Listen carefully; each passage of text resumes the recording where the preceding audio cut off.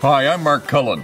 You know, growing in popularity than just about any other aspect of gardening is growing in containers. And why not? You can do it anywhere. You can do it on top of the ground if you like, out in the garden, on your patio, your deck, around the pool. If you're in a condominium or an apartment, you can put it out in your balcony. I'm going to give you my recipe that will help you succeed with the best looking containers ever. And you want to start with a great container. Keep this in mind, the larger the container, then the better the performance of the plants in it. Generally, because the greater the container, the greater the soil mass around the roots. And the better the roots, the healthier the roots, then the better looking the plant. I like to use clay. This is a nice, wide, 24-inch clay, solid clay pot. I like it so much better than plastic because it breathes. And then the next thing you need to know if you really want to grow great looking container plants is to remove the soil that you have from last year and put it in the garden. It's good. It's just not good enough to keep in that container and use for another year. Replace it, and you won't regret this decision, with really good quality soil. This particular soil has 3 months of all natural fertilizer in it, and it also has a hydrating product called core, which is a byproduct of the coconut. So I'm going to use this, and then before I get to the plants, I'm going to put a pre-moistened water wick. This looks like a tea bag. It has inside of it a cornstarch product that multiplies to 4 times its original weight on contact with moisture. It goes in the bottom of the hole like so, and then I'm going to put the plant right on top of it. As the plant dries out, the water wick allows the plant to be rehydrated as it releases moisture from that cornstarch and the sea kelp that's inside of it. Aha, my little secret.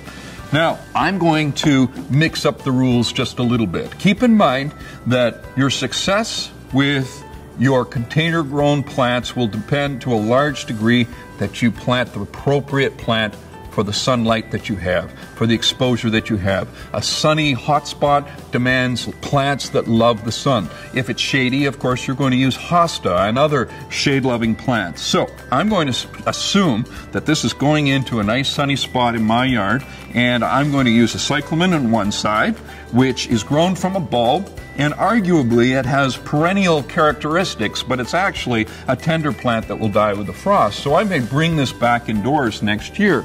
Over here next to it, I'm going to put in a rose. Now, this rose will grow year after year in my garden. So come fall, I'm going to remove it from the container and I'm going to plant this right in my garden, and it will continue to give me great performance year after year. But for this year, I'm going to enjoy it here in this container as a summer-long flowering plant.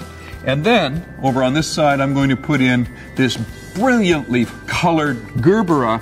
Gerbera is related to the dandelion, so you know that it's pretty indestructible and hard to kill. And at the same time, this plant has such wonderful color. You just love it as long as it gets lots of sunshine. So keep all of that in mind. I've got my sun lovers all together, an annual, perennial, a woody shrub in the form of a rose, and finally I'm going to put, for a little texture and a little interest, I'm going to put this vine, this ivy vine, around it. And I've bought one big plant, and I've saved myself a lot of money from buying the smaller ones. And I'm going to pull it apart, and you'll notice that the roots on this plant are very healthy. That means healthy roots, healthy plant. Healthy plant, much better performance through the summer months. I'll put one there, and I'll put another one over here. Look at the roots on this plant. I just think this is going to look great.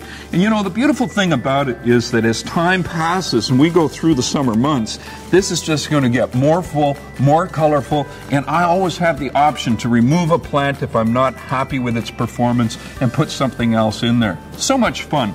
Growing in containers. Once you've got it planted up, water it well, let it get dry about 2 to 3 centimeters below the surface of the soil, then water again. That's my recipe for great container gardening.